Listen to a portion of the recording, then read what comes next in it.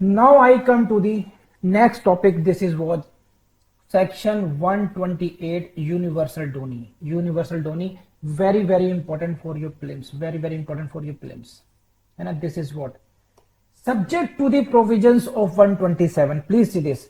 Subject to the provisions of section 127 यानी कि provisions कौन से वनरस गिफ्ट के उसके बाद में where a gift consists of the donor's whole property. Donor's whole property. Where a gift consists of the donor's whole property, the donee is personally liable for all the debts due by and liabilities of the donor at the time of the gift. इसको समझ लीजिए क्या है, इसको समझिए पहले। ये universal donee का मतलब समझिए पहले क्या है। देखिए, universal donee is a person who gets all the properties movable और immovable of the donor under a gift. इसको मैं समझाता हूं, पहले यहीं से क्वेश्चन आएगा। पहले तो meaning of the universal Downey समझ में आना चाहिए कि वह व्यक्ति जो डोनर की सभी प्रॉपर्टीज को एक ही गिफ्ट के द्वारा उसको सभी प्रॉपर्टी वो एक्सेप्ट कर रहे हैं। The person who is getting all the properties whether this is movable property और इमूवेबल प्रॉपर्टी, उसको हम बोलते हैं यूनिवर्सल प्रॉपर्टी। कोई मुझे हिंदी में बताएगा इसका मतलब क्या है? वर्ड इन बाय इन हिंदी में क्या बोलते हैं यूनिवर्सल डोनी को? इसका मतलब ये मतलब वाले ना कि सारा यूनिवर्स मिल रहा है उसको, यूनिवर्सल डोनी ना he is universal means all the he is getting all the property of the donor. तो ये तो हुआ इसका मीनिंग, यूनिवर्सल डोनी का मीनिंग हुआ। अब इसमें क्या है, जब डोनर ने gift of his whole property, जब डोनर ने अपनी सभी प्रॉपर्टी को दान कर दिया without retaining anything for himself, अपने लिए कुछ नहीं रखा हो, सर्वस्व अदाता बोलते हैं। Where the donor makes gift of his whole property, संपूर्ण संपत्ति की उसने दान कर दिया, कुछ नहीं रखा, without retaining anything for himself, then in that case donee is called universal donee. इसको हिंदी में बोलते हैं सर्वस्व अदाता, समझे? सो यूनिवर्सल डोनी के लिए जो जरूरी है, it is necessary that gift to him must consist of donor's whole property, otherwise he will not be called donor's property. समझे? सारी की सारी संपूर्ण संपत्ति उसको मिलनी चाहिए। To constitute a universal donee it is necessary that gift to him must consist of donor's whole property. अगर उसको संपूर्ण संपत्ति नहीं मिल रही है ना, समझे? अगर संपत्ति नहीं मिल रही है, it means if any property is left with the donor whether movable और रिमूवेबल, अगर डोनर के पास कुछ रह गया, डोनर के पास कोई प्रॉपर्टी रह गई, whether it is movable property और immovable property, in that case donee is not the universal donee. ध्यान रखना। अब इसमें है क्या, कई बार क्वेश्चन आपके उसमें फिल्म्स में ऐसे आते हैं कि वो जहां जहां पर इंग्लिश लॉ से कंपैरिजन पूछ लेते हैं कई बार, है ना, कि इंग्लिश लॉ क्या है इस तरीके से इसमें।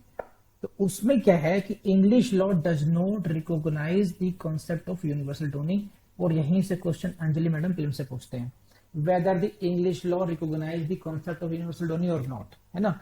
उसमें क्या है, universal succession is possible only in the event. इसको जानने की जरूरत नहीं है आपकी, बस आपको इतना ध्यान रखना है कि बस इंग्लिश लॉ में यूनिवर्सल डोनी के कॉन्सेप्ट को एक्सेप्ट नहीं किया गया है। अब पढ़ लेते हैं उसमें क्या है। This section incorporates an equitable principle that one who gets certain benefits under a transaction must also bear the burden therein. अब इसमें क्या है, अब इतना बैकग्राउंड के बाद में अब इसके आप डायरेक्ट को पढ़िए ताकि अब ज्यादा समझ में आएगा आपको। Subject to the provisions of section 127, subjects to this provisions of section 127, और ये provisions क्या थे, subject to the provisions of section 127। ये अभी आप लोग को मैंने पढ़ाया 127 में क्या था कि 127 में क्या प्रोविजन है, in case of single transfer, in case of single transfer आप प्रॉपर्टी एक्सेप्ट करेंगे, रिजेक्ट करेंगे, आप ऐसे मल्टीपल ट्रांसफर्स में आप रिजेक्ट कर सकते हैं। मींस डोनी के पास एक अपनी एक लिबर्टी है कि वो कौन सी वो कौन सी प्रॉपर्टी को एक्सेप्ट करेगा, कौन सी प्रॉपर्टी को एक्सेप्ट नहीं करेगा। वो 127 के जितने प्रोविजन है उसको अप्लाई करते हुए क्या होगा इसको समझिए।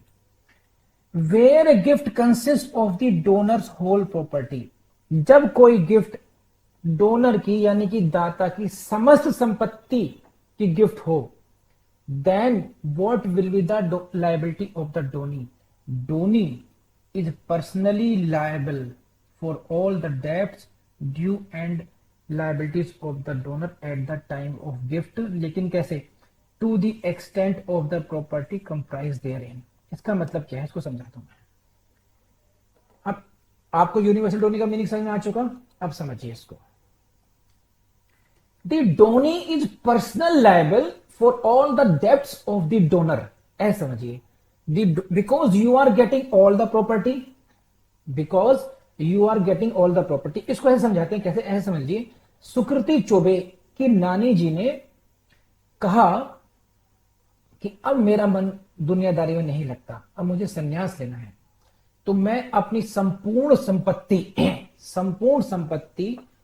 सुकृति चौबे को गिफ्ट कर रहे हैं। समझ में आ गई बात आपको। अब इसमें क्या है, संपूर्ण संपत्ति कर रहे हैं। अब पहली लाइन का मतलब समझिए, subject to the provisions of 127 का इसका मतलब क्या हुआ। Now if the property is burdened, कुछ प्रॉपर्टी उसमें बर्डन है, वनरस है ना, एंड कुछ प्रॉपर्टी बेनिफिशियल है, देन सुकृति चौबे उस गिफ्ट को लेने से मना कर सकती है, हाँ ना, मना कर सकती है। अगर डिफरेंट ट्रांजेक्शन से आ रही है तो उनको वो किसी को एक्सेप्ट करेंगे, किसको नहीं करेंगे। अब यूनिवर्सल डोनी में आ जाइए। अब इनको संपूर्ण संपत्ति मिल गई, संपूर्ण संपत्ति मिल गई और इन्होंने रिजेक्ट भी नहीं करा है, देन इनकी लायबिलिटी कैसे निर्धारित होगी, इनकी लायबिलिटी होगी personally liable. Donee is personally liable, donee ये पर्सनली लायबल होंगी किसके लिए, उन सभी डेब्ट्स और लायबिलिटीज के लिए जो उस समय, क्रूशियल लाइन है, eight the time of gift, gift करने के समय जितनी लायबिलिटीज उसमें खड़ी होंगी, स्टैंड करती होंगी, उनके लिए व्यक्तिगत रूप से लायबल होंगी। कैसे, लेकिन to the extent of the property comprise therein, means जितने की प्रॉपर्टी मिली, जितने की मान लो उनको 5 लाख की प्रॉपर्टी मिली, तो 5 लाख तक की लायबिलिटी के लिए व्यक्तिगत रूप से भी जिम्मेदार होंगी। अभी इनकी प्रॉपर्टी से पैसा मिले ना निकले, इनसे पर्सनली वसूला जा सकता है उस पैसे को। पर्सनली लायबल मतलब पर्सनली, व्यक्तिगत रूप से इनसे पैसे की वसूली की जा सकती है। तो ये बात समझ में आई नहीं आई मुझे बताइए।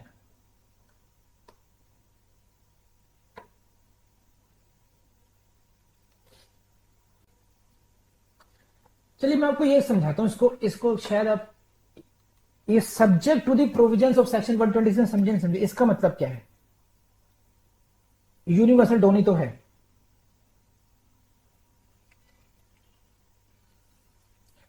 यूनिवर्सल सेक्शन 127 में यह है कि मान लीजिए डोनी डिस्क्वालिफाइड है ना, disqualified donee means incompetent, not competent to contract है, तो he can reject later on. 127 में यही तो बात थी कि डिस्क्वालिफाइड अगर है, he if he the person, donee is the person who is not competent to contract, तो in later on when he attains the majority then he can reject the property even if he was the universal donee, है ना। और subject अगर मान लीजिए नानी करें सारी प्रॉपर्टी तुम्हारी, तो कहेंगे नहीं देखो 127 में I have got the right, even I can reject entire property, या तो संपूर्ण प्रॉपर्टी लूंगी या सारी प्रॉपर्टी चली जाएगी मुझे। तो 127 के जितने भी रूल्स रेगुलेशन मैंने बताए आपको, सिंगल ट्रांसफर, मल्टीपल ट्रांसफर के द्वारा गिफ्ट, और gift to the disqualified donee यानी कि इनकॉम्पिटेंट टू कॉन्ट्रैक्ट डोनी को, वो सभी नियमों के अधीन रहते हुए यूनिवर्सल डोनी पर्सनली लायबल होगा। ऐसा भी हो सकता है कि माइनर को सारी प्रॉपर्टी संपत्ति दी गई, माइनर को सारी संपत्ति दी गई और बाद में उसको लगे अरे ये तो पर्सनली लायबल हो गया, इसमें आई एम रिजेक्टिंग इट। तो 128 में तो प्रोविजन है नहीं, 127 में है प्रोविजन, है ना, तो he can reject it after attaining the majority. तो 128 को shall be read with the 127। तो दिस इज व्हाट 127 एंड 128। तो I hope you like the class, लेकिन मुझे पता कैसे चलेगा आपने लाइक किया नहीं किया, बताइए। आपको लेक्चर पसंद आया जितने एफर्ट्स मैं लगा रहा हूँ आपके साथ, मुझे पता कैसे चलेगा, आप मुझे बताइए। मुझे पता चलेगा उससे कि आपने लाइक का बटन दबाया नहीं दबाया, आपने उसमें कमेंट किया या नहीं किया, बस इन दोनों से पता चल जाएगा।